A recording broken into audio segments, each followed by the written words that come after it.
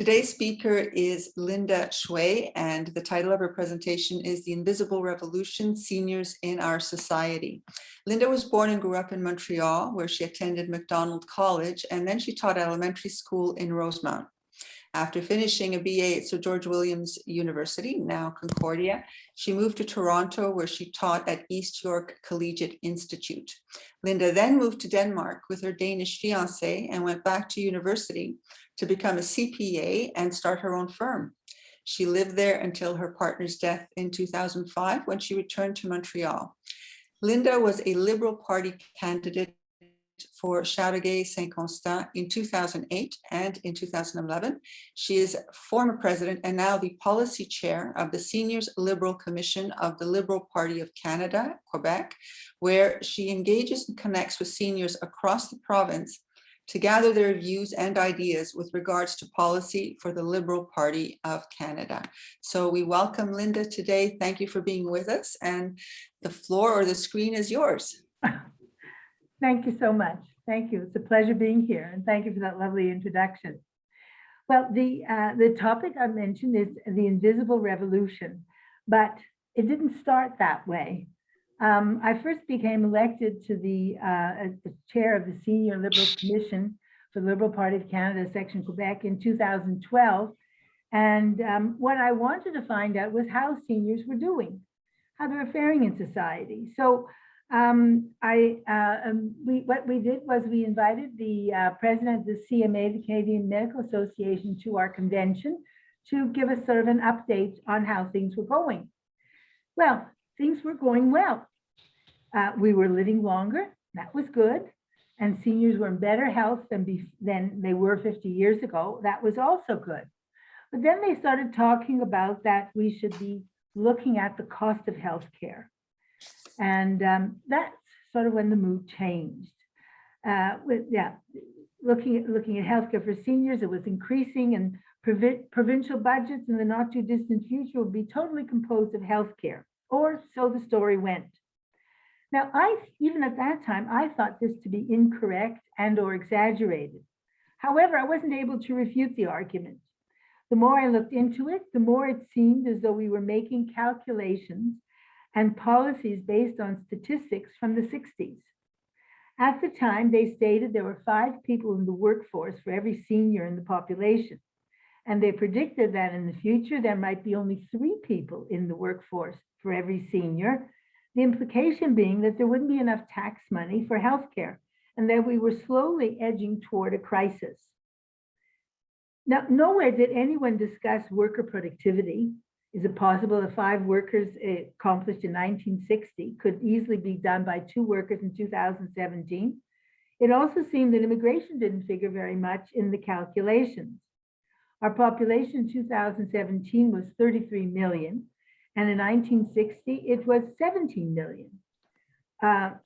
Seniors in 1951 were 7.5% of the population, and in 2016 they were 15%. So it looked as though the senior population doubled as the general population doubled. And according to the 1960 predictions, we should now be in the middle of a major healthcare crisis, but we're not. So I wanted to see if I could find out something more about what was happening or what wasn't happening. So I created a list of questions, the answers to which I thought would shed light on the economic situation of seniors, as well as their contributions to the economy of the country. I wanted to know, for example, what percentage of new cars were bought by seniors. And I thought this would be a good thing to know for 2 years, for 2000 and 2015. I also wanted to know how much money was spent by seniors on these cruise ship vacations. What percentage of moviegoers were seniors? What was spent by seniors on ordinary vacations and clothing and so on, and healthcare, at least the aspects of healthcare that wasn't covered by Medicare. So I submitted these questions to Statistics Canada and waited to hear from them. They got back to me within a week and apologized that they would not be able to answer these questions. They said they'd be able to find some answers, but as they had to be specifically researched, there would be a charge. As you know, Statistics Canada gathers information about all of us and everything connected with us. Now, large numbers of seniors are a fairly new phenomenon. 75 years ago, we weren't very numerous and our life expectancy wasn't very long.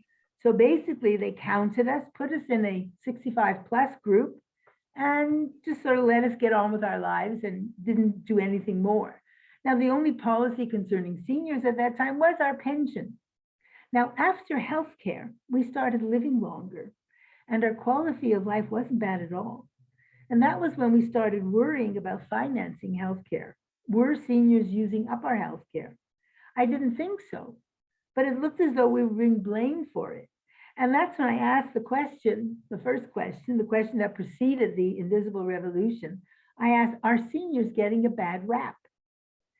I should also add that I tried everywhere possible to find information or studies on this aspect, this research on seniors. And I could find nothing, except I was referred to the Quebec Inter-University Center for Social Studies. And they led me to a unique and interesting study done by the University of Moncton about Francophone seniors in New Brunswick. Now, this study from the University of Moncton is the only study that I'm aware of which analyzes the factors I believe to be important in painting an accurate picture of seniors today and their economic impact on our economy. Now, the study revealed one of the most important factors about financing healthcare, something that hadn't been mentioned before.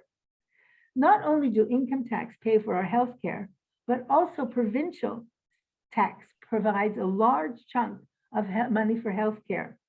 Every province except Alberta has a provincial sales tax.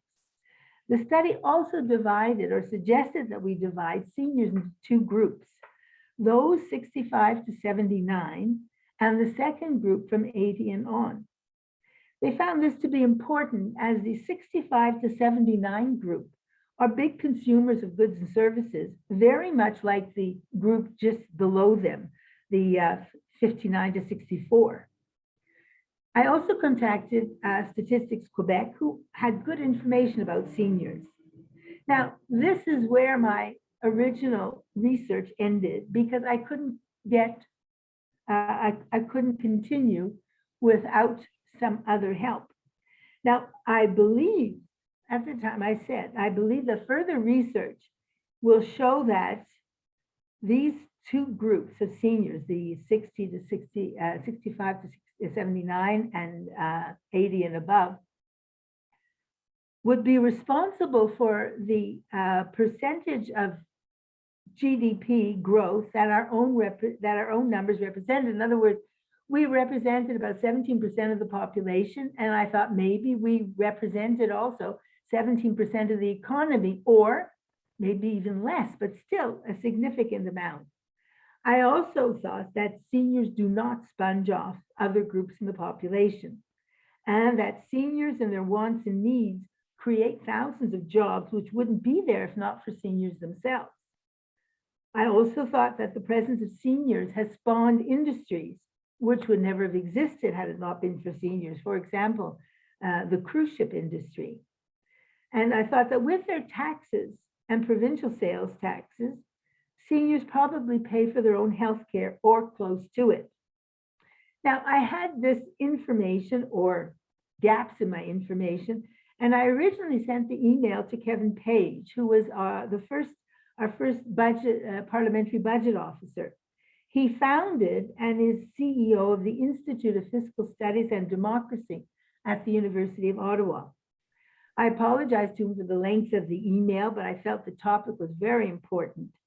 And even though everyone deserves health care, I did not wish for people to think that seniors were stealing their health care at the expense of other groups in the population. I thought it would be nice if people could come to think of seniors as experienced people they can call on for advice in much the same way First Nations elders are.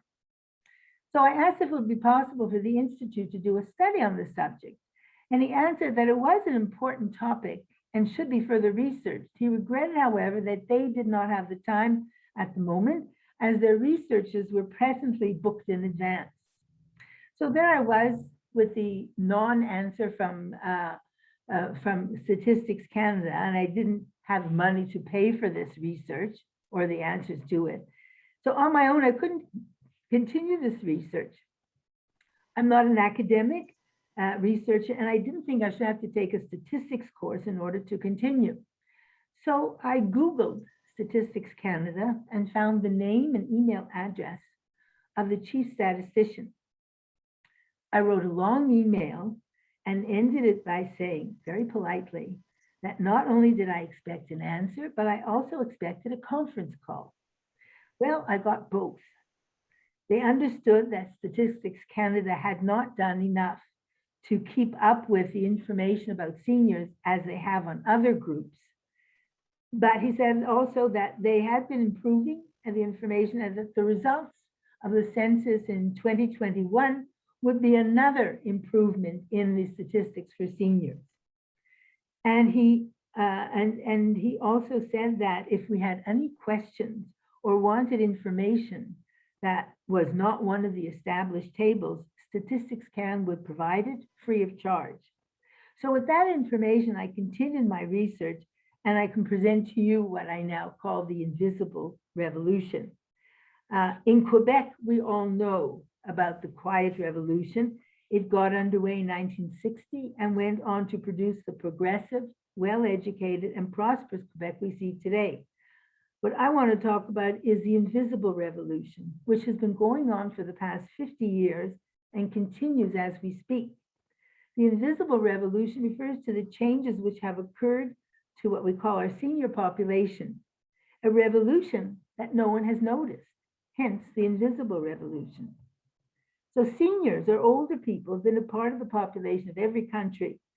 In the past, when life expectancy was short, not much attention was paid to this group at a government or statistical level.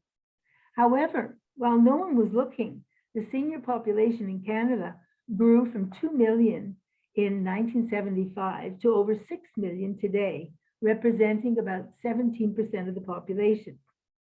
And in 2030, it is estimated that seniors will number 9.5 million and represent 23% of the population. When discussing seniors over the past years, as we know, the conversation usually dealt with the cost of healthcare. Can we afford it? Will seniors bankrupt our healthcare budget?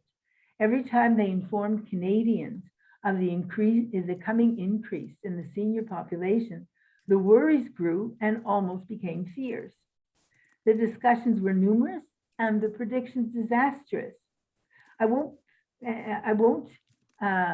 mention the newspapers, but there was an article in one of Canada's major newspapers where they talked about, this is a few years ago, where they talked about seniors and all the rebates that seniors got. And the journalist said, well, you know, I could understand years ago, seniors were in sort of poor straits and not much money. And so we had to give them, discounts and rebates and everything. But today, certainly they don't need all those rebates. Well, I thought about that. It's true enough that years ago we did have these rebates because our incomes on average weren't very, very much. But today, these rebates continue not because we're poor, but because it's part of their marketing program. They just want seniors to participate or to buy whatever it is they are showing. And so the rebates continue, but it's only because they just want us to buy or participate in the things that they are talking about. Now, the theory, as we mentioned, was that the number of seniors increased in the population and the number of people in the workforce decreased, thereby not enough income was paid to the governments, federal and provincial, and therefore there wouldn't be enough money for our healthcare budget. Now, in 2016, I did a calculation, because before they said, oh, there are 5 people in the workforce for every senior. Well, in 2016, it turns out there were only 3 people in the workforce. And that was for all of Canada. In Quebec, it was 2.8. And so the thing is, what happened to this disastrous crisis? Why aren't we in trouble? Well, of course, we can all relax. The disaster never happened. And of course, one factor which was ignored, the one I mentioned before, that healthcare is financed not only by income tax, but by sales tax. And every province except Alberta has one. And thanks to our healthcare system, not only were people living longer, but they were also enjoying a high quality of life. And this is important. The senior population was now enjoying, on average, 20 to 25 enjoyable years past retirement. And although we call ourselves seniors, people have to get used to thinking of us, not just as seniors, but also as consumers who just got a little older. We may pay less income tax, but we continue to pay provincial sales tax to the very end. And we have to remember those 20 to 25 years and our quality of life in those years is really key. Now, we're not spending those years checking in at the hospitals. Chronic conditions are more often than not treated with medication instead of hospitalization. We are, for the most part, in good health, and we participate in the daily life and in the economy of the country, just like every other citizen does. And being retired, we don't go to work as much, or we don't go to work at all, but we know we should be keeping ourselves busy, and that's what we do. And when you keep yourselves busy, you got to buy stuff. You don't just go out and have an apartment, a home, television, clothing, all these kinds of things. You have to buy it. And as you buy things, the province gets your healthcare money, or the 10% in our case. I should point out that life expectancy right now in Canada for men is between 80 and 81 years of age. For women, it's between 82 and 83. And just as a comparison, our neighbors only have a combined life expectancy of 78. So now we cannot, so this is, because we're healthy, we participate, we generate all this activity and taxes, and of course, sales tax. Now, we cannot say that seniors account for such and such % of the economy, but we do account for a part of it. Over the years, I've tried to find out exactly that, and there was not much research on that, as one study. And I've looked, I couldn't find anything. As I said, I did get help from Statistics Canada and from Statistics Quebec. And I wanted to know if seniors were really a financial burden to society, or a vital economic asset, or just sort of balancing, neither one nor the other. So aside from the purchases made in order to keep one going, here are a few more stats that might indicate a different picture about our participation in the economy, keeping in mind that this is just a mixture, or sort of a hodgepodge, of what I could find out about seniors. So first of all, income. Now this is from Statistics Quebec, so this is just for Quebec. Now the group 65 to 69 have a median income of 44,900. The 70 to 79, 40,700. And the above 80s have an income of 30,000, approximately 30,000 a year. Now in 5 years ago, when I was 72, I bought a new car, and I thought to myself, it's not that I'm a Rockefeller or anything, I'm just sort of a senior citizen with pensions and some dividends from investments. And I figured I'm not the only senior buying a new car. So I called up Toyota, which is the car I drive, and I asked them, I explained what I was doing, and I asked them if they could tell me what percentage of new cars are bought by seniors. Oh, well, this was a proprietary information that they couldn't reveal. And I also called Honda, just not to be prejudiced or anything. They gave me the same answer. So now with my in at Statistics Canada and their ability to really create new information out of old statistics or gathered statistics, I found out from Statistics Canada in 2017, 12.9% of seniors purchased a new car, van, or truck. This is up from 11.6% in 2016. Now, the last number I have is 2017, but I'm sure it is either the same or increased, except of course for the pandemic where things were on hold. But this I thought was a significant effect on the economy. And in each of these years, the car or van that was purchased was over $20,000. Then donations. In 2018, the 65 plus group donated approximately $2,600. This is up from the $2,200 that was given in 2014. Now, volunteerism, as we all know, all of us sitting here, we all volunteer. And for the whole group, 38% of seniors do volunteer work. Now, this is lower than other groups. However, if we carve out the 65 to 74 group, which is, I guess, most of us, or a lot of us, we volunteer about 231 hours per year, which is the highest number of hours of any group. Now, the one thing that we know has happened here during the pandemic was the number of deaths in long-term care facilities. This was tragic and a terrible, perfect storm of many factors. We were in Quebec. They were also in the middle of hiring some new people to help in the long-term care facilities. However, this was before we knew that seniors should have a private room, which not many of them did. The areas were open. People who worked in them worked also in other, they weren't just full-time here, they worked in other long-term care facilities as well. And as a result, we had the tragedy that we can now think back on. And when I say long-term care facility in Quebec, it's the CHSLDs.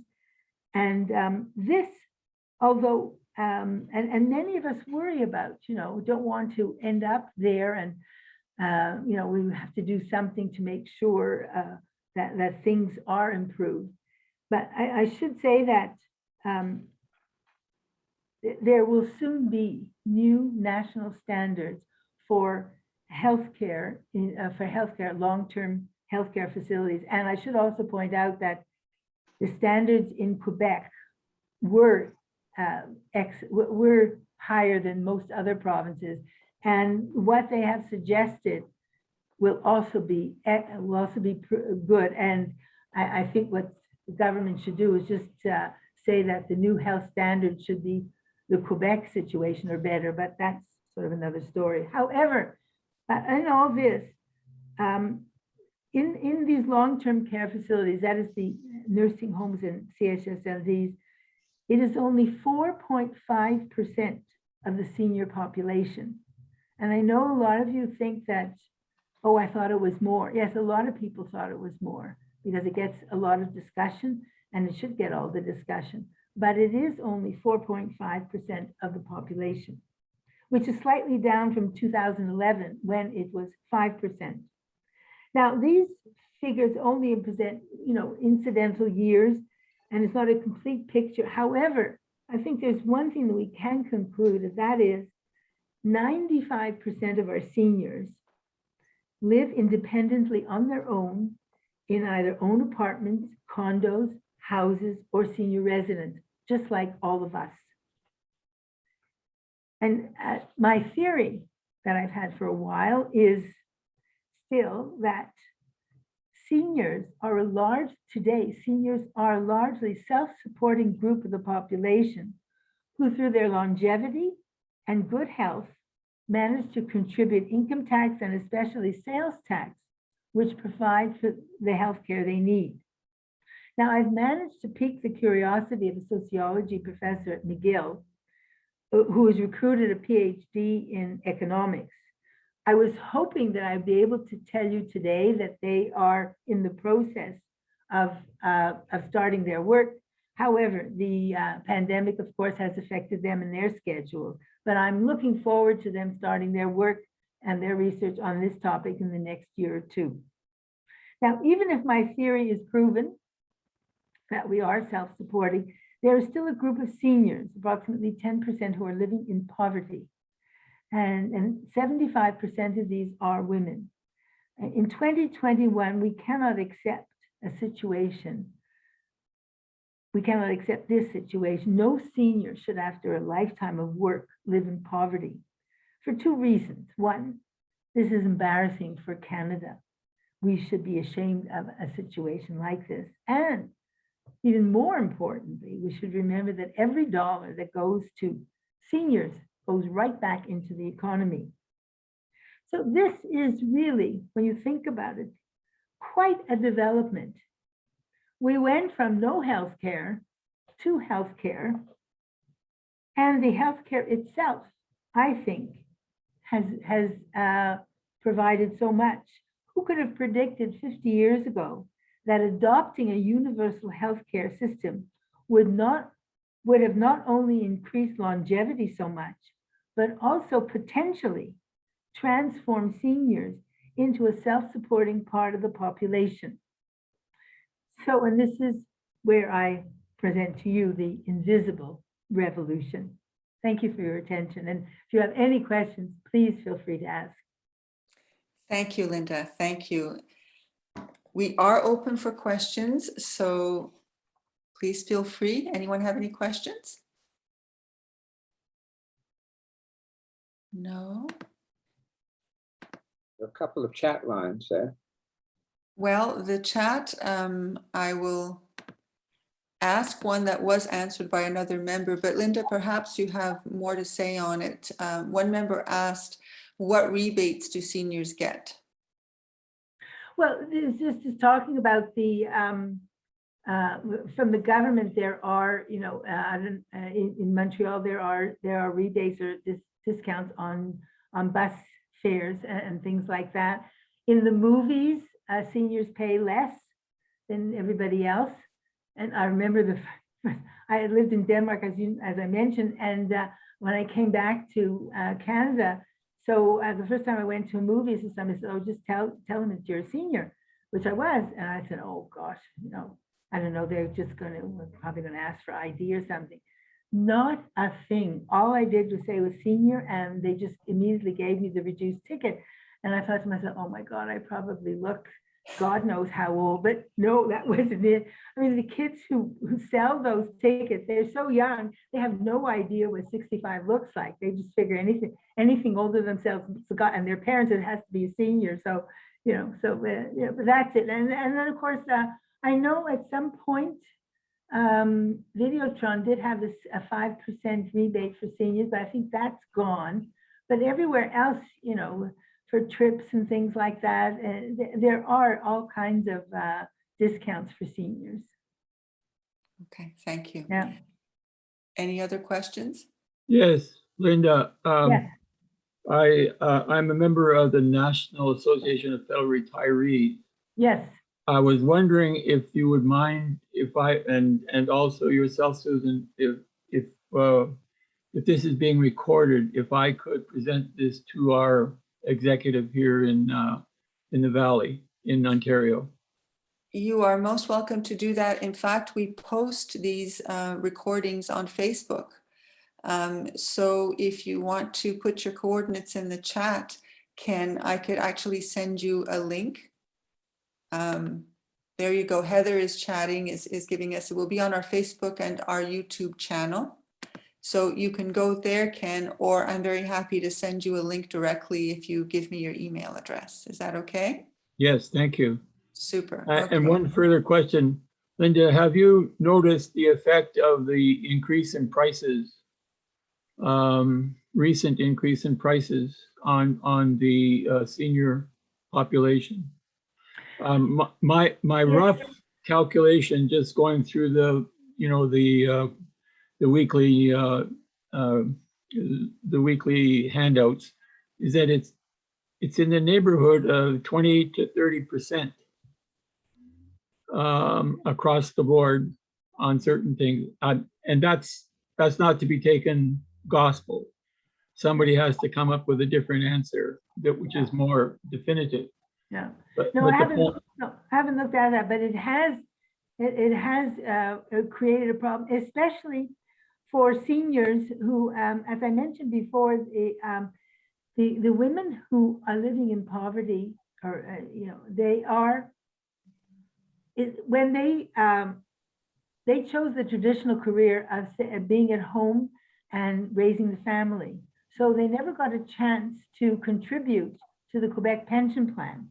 And so when they turned 65, they got nothing in the Quebec pension plan. They only got the old age security.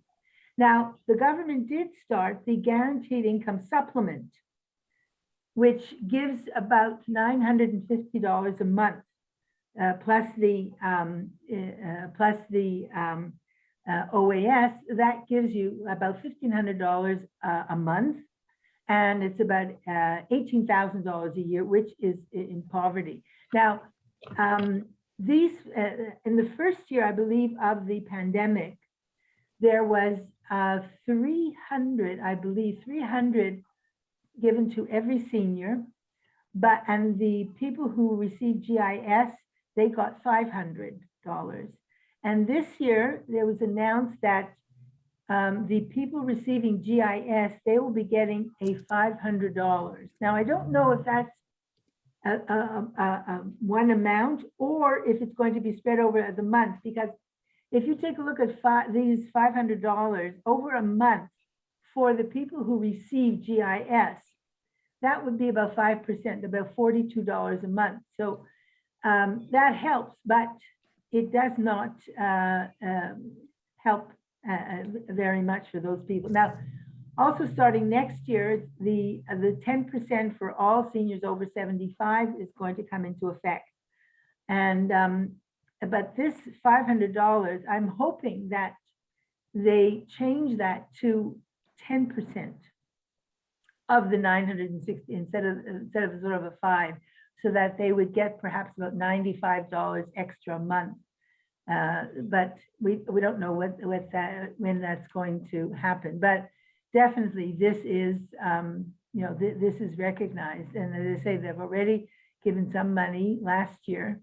In 2020, and I say there's $500 coming to the people who receive GIS, and all seniors over 75 in 2022 will be receiving a 10% increase. That's about $60 extra a month, because the OAS is about 600 and change, and this will be $60. Now, $60 a month is something that you can feel and you can notice. However, the inflation is going to be something else that affects this.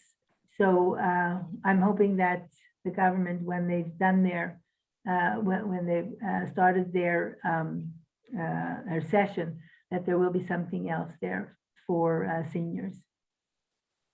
Okay. thank you. Thank you. Peter, did you have a question? There we go. Can you hear me? Yes. In the last couple of weeks, a number of doctors have decided in Westmount have either retired or decided to go private. And this has left hundreds of people without a doctor, I being one of them and my wife being one of them. And we scrambled around and we found a friend of our son's who's starting practice, but they're starting practice in June. Our GP is finishing practice March 31st, but the new GP can't take us on until we're on the government list. But with the government list, you have to be without a doctor. So what that does is that leaves us sort of open and without a doctor for a matter of months between when our doctor finishes and the new doctor starts. Yeah. And I think there should be laws for senior people. I think they have a right to be able to have a physician and not to be found in this terrible backlog of uncertainty. Yes, absolutely. Absolutely. No, that's well, I think that's just sort of something that just started, that is not really a big trend, but there are some doctors who have gone private. And as you heard, I lived in Denmark for many years, and they had the same tendency, they had the same thing, that doctors were starting to, reserve themselves for what do you call it, for private. What they did was they made an arrangement with these doctors that they still had, even though they went into private practice, they still had to reserve some time for their other patients. So I don't know, maybe this is something that the government should be looking at, that all these doctors that they go into private practice, maybe they should be required to reserve some time for their ordinary patients. But that should be something that perhaps that should be talked about. But of course, the more immediate concern is that you'll be 3 months without a family doctor. But perhaps you could call at the CLSC to find out what to do about it. Or if they could, lessen the rule that you can't be taken on unless you're on the list of people without a doctor. Obviously you should be able to be put on that list. Yes, and there's a lot of confusion here in Quebec in the medical system right now, because they've also told doctors, particularly in the Montreal area, that they now can tell them how many people that they must take a day, and they can also move them to a practice somewhere in the north, Lac Saint Jean area, Yes. because they're in need there. And the fact is per capita, Montreal is the most in need place in the province Yes, of Quebec. it is. But Mr. Legault has votes that he wants to keep up in Yes. Lac Saint Jean, so he wants to send them up there. And the interesting thing is that my doctor and her whole 7 physicians that work at Green Family Medicine, the going practice happened the day after that, probably because they didn't want to have to be told by the government how to run their very successful and very professional practice. Yeah, it is interesting. People would think that, now this is specifically Quebec that I know about, people would think that there's a greater need for family doctors in the region, but and not so much in Montreal, but it's the opposite. Right. Because there's a greater need for family physicians in Montreal rather than in the regions. And it's just, it's very, very, very, very peculiar. And it's stressful also. Well, when my health gets put in jeopardy, so that the political party in power right now can buy votes in farther away areas, I think that's terrible politics, and I think that our health, not just seniors, but our health, everybody in the province of Quebec should be important, and politics should not take a choice what happens in medicine. Yeah, I think this should be more well known, that it is Montreal that has the greatest need for family doctors rather than the region. I remember a number of years ago, I was sort of on a road trip in Quebec on holiday, and I was in the Gaspé and got sick. And in that town, the Gaspé, there was no doctor, so they told me to go to the hospital. I forgot the name of it. It's just on the south shore. It's sort of, as you go around the peninsula there, it's on the south. And I drove there. It's a small regional hospital. Went into the emergency. I think it took me 20 minutes.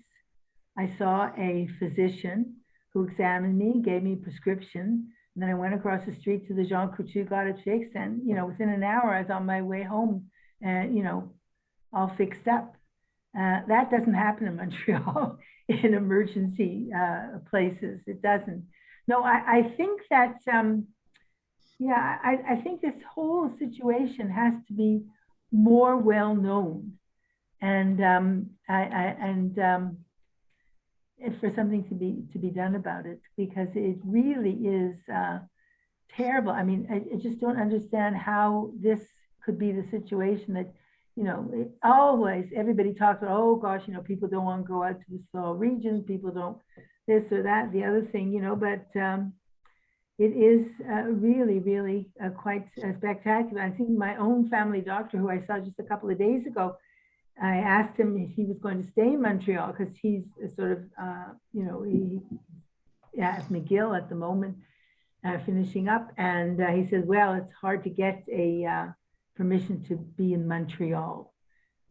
They want you to go out in the country, but I mean, they don't even need that many people out there. I think this fact should be really much better known and publicized. Absolutely.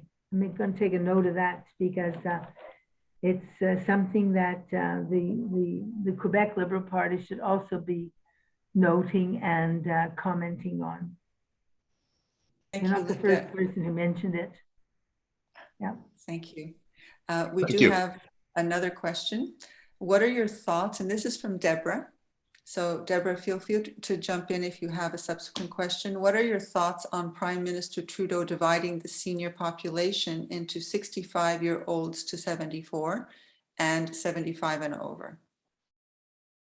Well, I don't know if he's done that. I think this is how now the Statistics Canada is recording, because if you have, see, the statistics in Canada, when they talk about people, they have, the 30 to 39-year-olds, sort of a 9 or 10-year range, because it's hard to make policy on a group of people where you have a tremendous age range, because then, it isn't really, it isn't really useful. I mean, you can talk about people in their 30s and what, say, problems they have or what things they want or need or something, and it would be relevant for the people in that group. But once you get into another age group, the problems or the situations change. And so now Statistics Canada, and now before with Statistics Canada, seniors were just in 65 plus, and that was, I mean, how can you make any policy for a group of people where the age range is 30 years? So even in Statistics Canada now, they are working it out. I think it's, I forget the exact, I think it's 55 to 64, and then 65 to 74, and I think 75 or 65 to 79, and then 80 plus. So it is a good way to look at it, because you have to divide up, you have to split up this group, because somebody who's 70, they don't have the same problems as somebody who's 85. And as I say, in the information that I presented, the 65 to 79s, they're basically, just consumers who happen to be seniors, but they are consumers. They buy a lot, and they contribute a lot in sales tax and that sort of thing. So I don't think he has divided them. I think they've been divided up by Stats Canada, because it is a more, a group where the people within that group are more similar to each other. And then you have to, when things change, you have to get to another age group. I think that's, yeah, so he wasn't sort of making his own divisions. I think it was the divisions that were made by Statistics Canada. And I think they're good division, because the entire population is divided up into an age group where you could make policy for that group. You can't just talk about people from 20 to 21 to 50. So yeah, I think that's it. And that's probably what he's doing, using the figures from Statistics Canada. Okay, thank you. Deborah, did you have a follow-up question, or does that answer your question? Thank you. It's good? Yeah? Okay, all right. Any other question? One last question I think we can get in. Does anyone know? Okay. I have one for, sorry to interrupt, Madam. Please go ahead. Go ahead. For Linda, do you notice any change in the support for the pension funds by using, let's call it the bankers' way of raising money through investments? Because I know one fund which increased its working capital from 180 billion to 200 billion. using the market as its motive force. And the thing is that the reason for the question is, does that make seniors more independent? And because the government is able to support them in a different manner than just raising taxes. So absolutely, the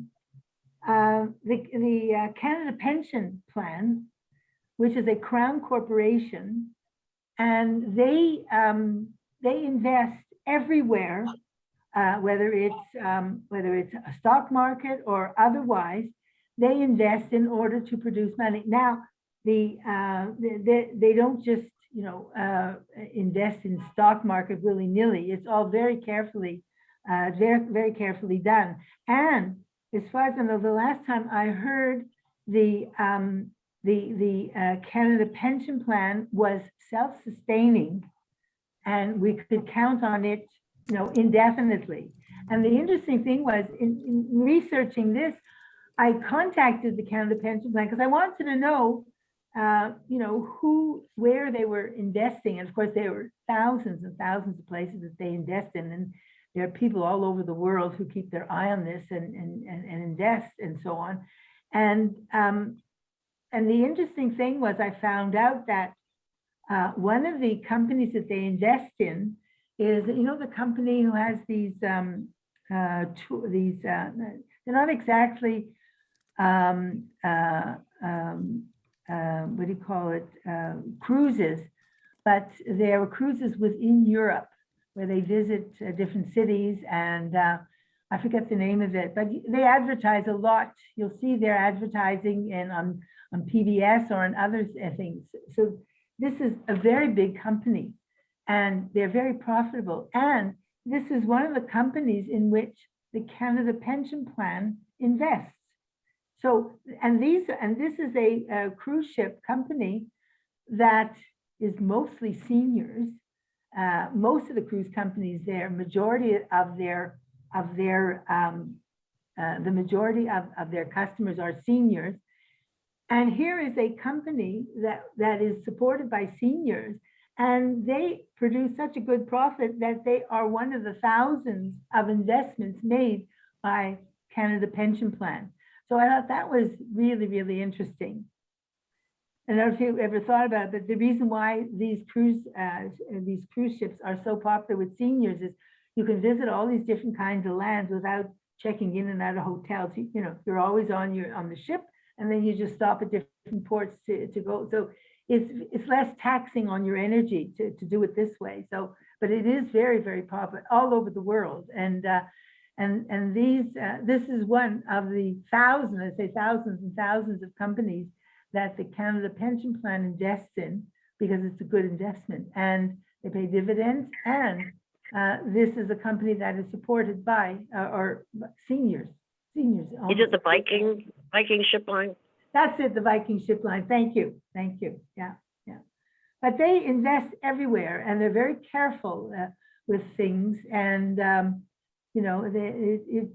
it's not like in elsewhere where they just sort of take them, like if you contribute to a pension plan, then they just put that money in an account, and then you're paid out pension from that money. No, this is money that is invested, and it produces money so that they can continue to pay out pensions, the Canada Pension Plan. And also with Quebec, La Caisse, I forget the rest of the name, but it's always referred to as La Caisse, big pension fund, the Quebec Pension Fund. They do the same thing, as does the Ontario Teachers Fund. They're very, very good at producing income. And so all the retirees, whether Ontario, Quebec, or anywhere else, from the Canada Pension Fund, this is basically guaranteed. That's, and of course, this is still after the Great Recession in 2009 and so on, so it's very interesting, very, very interesting. And we want to Thank you. thank you for taking the time to come speak with us today. Oh. One of you, yeah. It's been a pleasure, absolute pleasure. One of the unfortunate results of the pandemic is that it's brought into relief some of the shortcomings that we may have in taking care of our most vulnerable seniors. So it is valuable to be reminded that seniors are vital and they are rich contributors to our society. And you brought in the statistics to show that. So we appreciate that. It's important. And thank you for coming in to tell us that. Yeah, if I may, I just want to make one last comment. I know a lot of us have learned that, you know, we're not sort of mooching off society, that we're contributing. And the thing that I want to do is not just speak to you, but I also want this to be more well known, that we are almost self-supporting, if not really self-supporting, because it's not well known. Because the thing that gets talked about in the media are the thing, oh my goodness, there's so many seniors now, you know, are we going to be able to afford it?